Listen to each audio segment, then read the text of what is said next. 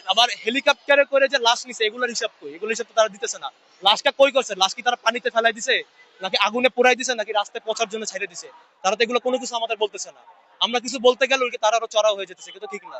জি, আমাদের ছেলেরা আপনারা ব্যাগে করে করে লাশ দিছে। পরবর্তীতে যখন এগুলো অনেক ভাইরাল হয়ে যেতেছে, সবাই ভিডিও করতেছে, তখন এরা হিংস্র হয়ে যাচ্ছে আমাদের উপর।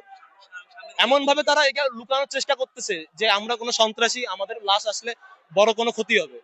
এর পিছনে অবশ্যই কোনো রাজনৈতিক চাল আছে, নাহলে থেকে হওয়ার কথা না। ছোট ছোট বাচ্চারা যাদের বয়স আপনার 15 বছরের নিচে, তারা মারা গেছে, বেশিরভাগ বাচ্চারা ক্লাস 3-তে পড়ে। তাহলে এগুলোর লাশ এগুলো জবাব দিতে হবে না সেনাবাহিনীর? কালকেরা বিমান বাহিনীর এই হলো, একটা তো এয়ারফোর্স ছিল না, আপনার বেশিরভাগ সেনাবাহিনী ছিল। আমাদের কলেজ কেয়ারে পুরো সেনাবাহিনী দখল করে নিছে।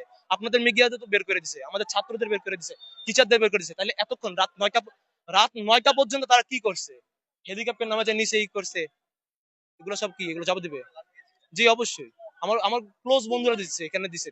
তারা এখন এখানে আসে নাই, আবার সামনে মনে হয় না তারা আর আসবে।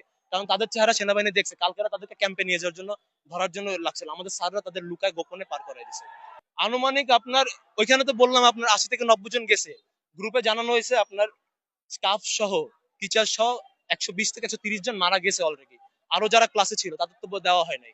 যেমন আমাদের হোস্টেল থেকে আমাদের একটা তথ্য বের হয়েছিল। আপনার হোস্টেলের পোলাপান এখান থেকে বের হয়ে উপর থেকে লাশ দেখতেছে, তারা দেখছে এখনো ক্লাসরুমে বেঞ্চ ভর্তি লাশ, যেরকম বসেছিল ওইরকম লাশ গইলে পড়ে আছে। এই ভিডিও করতে দেয় নাই, এমনকি ওইখান থেকে আমাদের সরাই দেওয়া হয়েছে।